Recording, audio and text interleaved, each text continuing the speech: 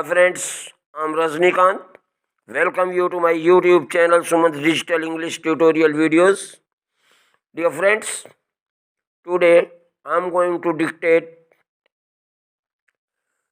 some more questions, short answer type for the story The Summer of Beautiful White Horse,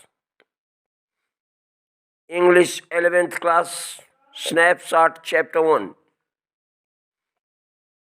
Let's begin with the questions. Question 1. I could not believe what I saw, says the narrator. What was so unbelievable and why? Its answer. The narrator saw his cousin Murad sitting on a beautiful white horse. It was unbelievable, for they belonged to poor families, and buying such a beautiful horse was beyond their means. Question 2. What two character traits of Murad are hinted at by the narrator in the initial part of this story? Its answer. Murad was considered crazy by everyone who knew him except the narrator. He was quite crazy about horses. Secondly, he enjoyed being alive more than anybody else.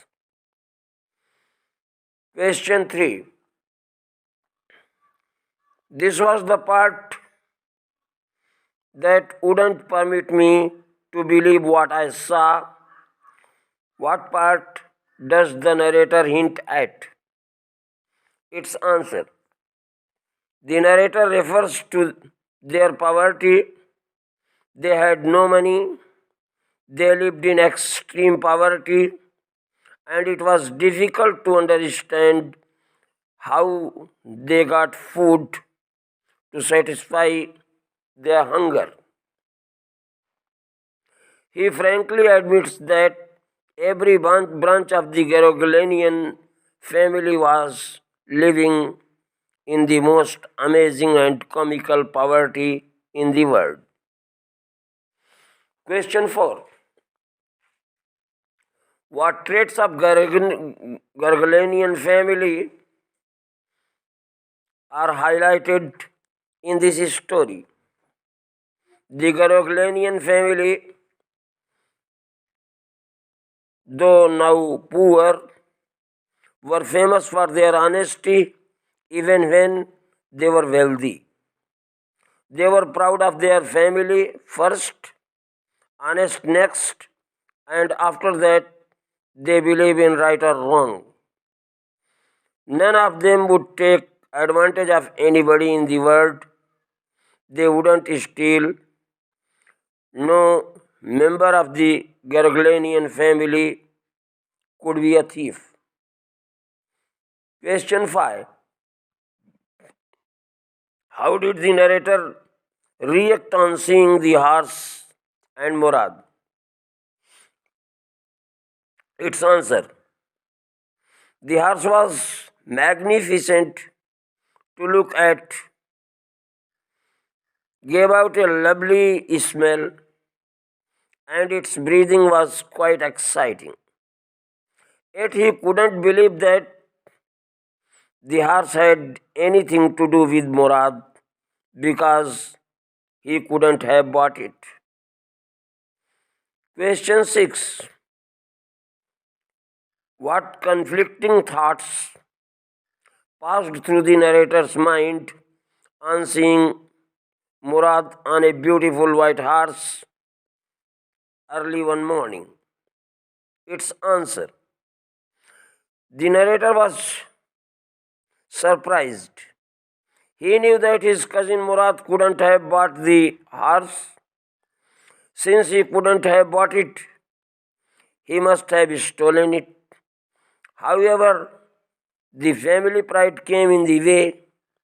He refused to believe that he had stolen it. Question 7. What feelings did the sight of cousin Murad and the horse arouse in the narrator? Its answer. The narrator stared first at the cousin and then at the horse. There was a pause, stillness, and humor in each of them. He was delighted as well as frightened too. Question 8. It was true then. He had stolen the horse. There was no question about it. He had come to invite me to ride or not as I choose. What did the narrator convince himself to enjoy horse ride with cousin Murad? Its answer. It seemed to him that stealing a horse for a ride was not the same thing as stealing something else, such as money. Since he and Murad were quite crazy about the horses, it wasn't stealing. He convinced himself with the thought that it would become stealing only when they offered to sell it. Question 9. Give examples to show why cousin Murad was considered one of the craziest members of the narrator's family. Its answer. Cousin Murad had a crazy streak. He was quite crazy about horses. He kept the stolen white horse for about 6 months, rode it, loved it, fed it well, and hid it in a deserted yard. When he sang in the open countryside, it seemed as if he were roaring. Question 10. Why does the narrator mention Uncle Khusro? Which characteristic features of the man are highlighted? Its answer. Cousin Murad seemed to inherit the crazy streak of Uncle Khusro. He was a big man with a powerful head of black hair and very large mustache. He was quite furious in temper, very irritable and impatient. He would stop anyone from talking by roaring. His pet phrase, "It's no harm, pay no attention to it." Question 11. Give the examples to illustrate how Uncle Khusro impatience sometimes worked his own disadvantage. Its answer. Once Uncle Khusro was getting his mustache trimmed in a barber shop. Suddenly their house was on fire. His own son Arak ran 8 blocks to the barber shop to inform him. Khusro got impatient and roared at his son. When the barber mentioned him that his house was on fire, Khusro roared at him and stopped him from talking. Question 12. The distribution of various kinds of spirits of our tribe had been from beginning capricious and vagrant. Elucidate. Its answer. The Garogalanian family had a crazy streak. Murad was considered to be a natural descendant of the Uncle Khusro. As far as the crazy streak was concerned, Murad's father Jorab was a practical and nothing else. But Murad was his son only in flesh, in his spirit. He was similar to Uncle Khusro. Question 13. Give a brief account of Murad's joyride. Answer. Murad kicked his heels into the horse and shouted, Wazir, run! The horse stood on his hind legs, snorted, and ran forward at full speed. Murad raced the horse across the field of dry grass to an irrigation ditch. He crossed the ditch on the horse. When he returned 5 minutes later, he was dripping wet. Question 14. How did Aram, the narrator, fare in his solo ride? Answer. Aram leaped up the back of the horse, but it did not move. Then he kicked into muscles of the horse. It reared and snorted. Then he began to run. Aram didn't know how to ride. The horse ran down the road to a vineyard. It leaped over 7 times, threw the rider, and ran away. Question 15. We will either take him back or hide him until tomorrow morning. Which course of action did the speaker take and why? Its answer. Murad took the latter option. He hid the horse in a barn of deserted vineyard, which at one time had been the pride of the farmer named Fetwazan. There were some oats and dry alfalfa in the barn, so Murad didn't seem worried about the horse. Question 16.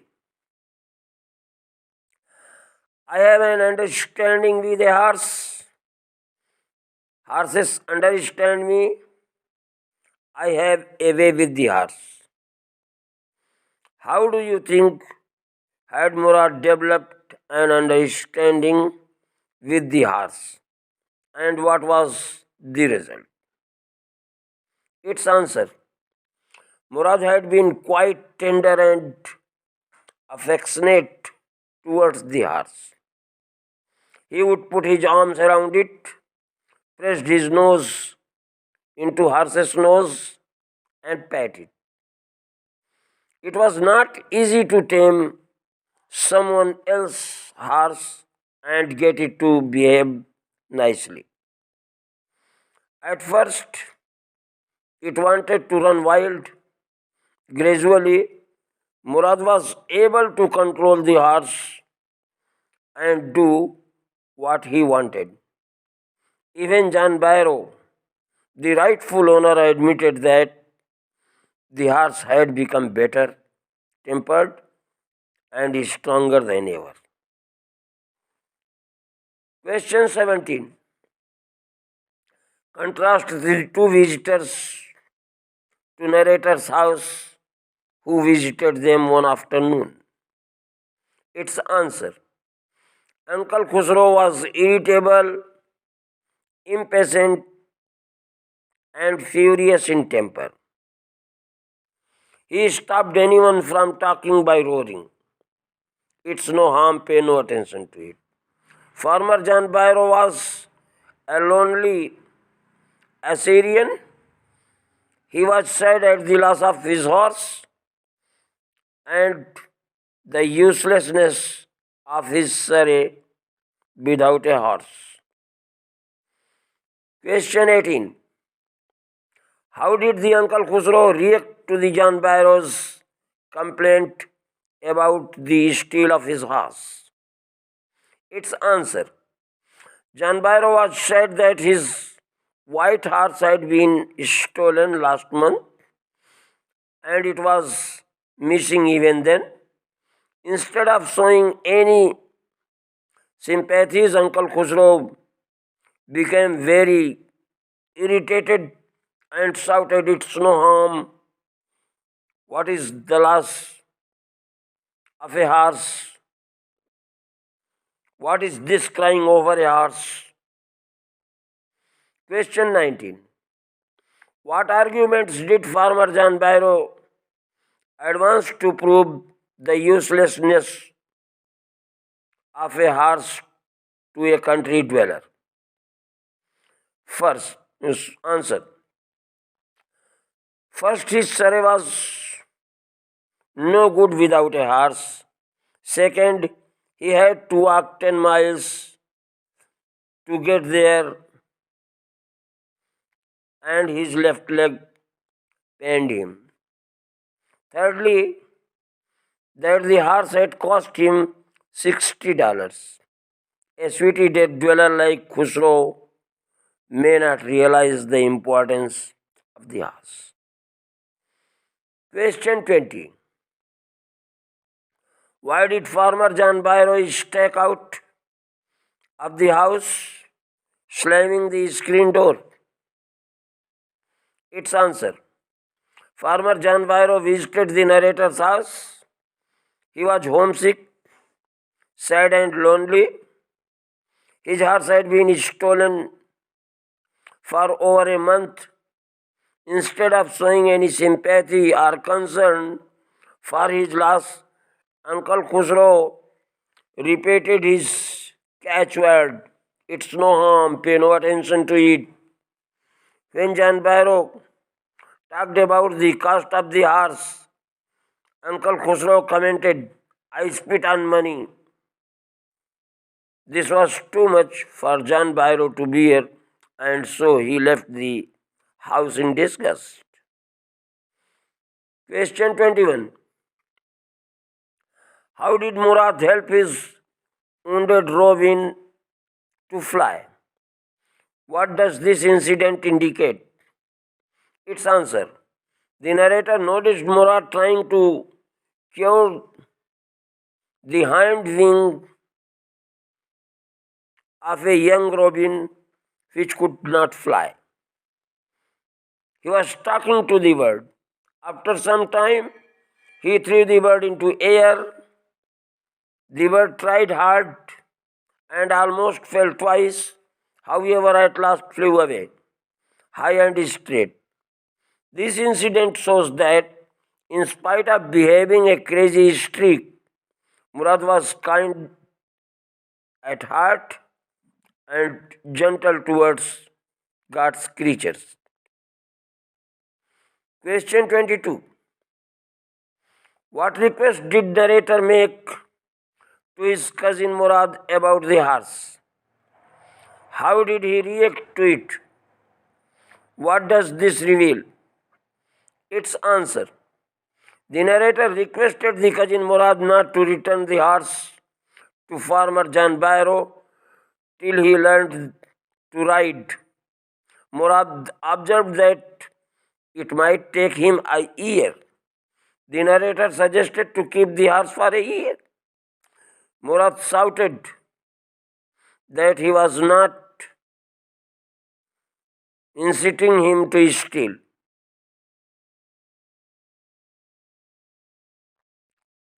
He declared that the horse must go back to its true owner.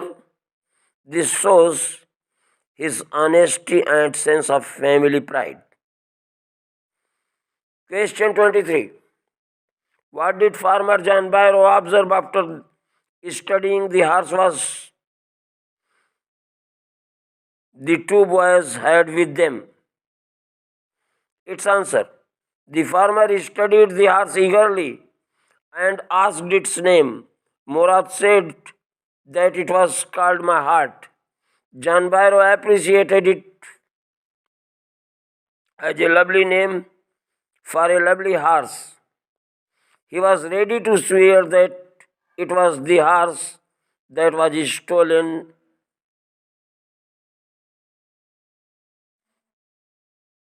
many weeks ago.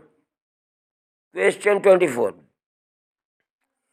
A suspicious man would believe his eyes instead of his heart. In what context was this observation made and by whom? Its answer. This observation was made by the farmer John Byrow after looking into the mouth of the horse. It matched his horse tooth for tooth. He would have claimed that it was his own horse if he had not known their parents or the fame of their family for honesty. The resemblance was so striking that he called it the twin of his horse. Question 25. What do you think included the boys to return the horse to his owner? Its answer. The boys were impressed by John Byrow's attitude towards their parents and family. He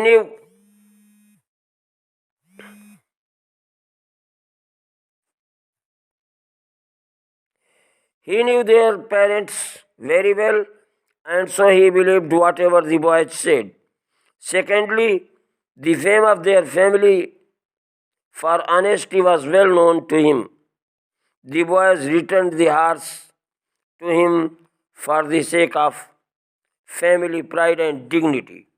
Dear friends, it was today. Hope you must have enjoyed this video lecture. Keep watching this video lecture from head to toe. Thanks for watching. Bye.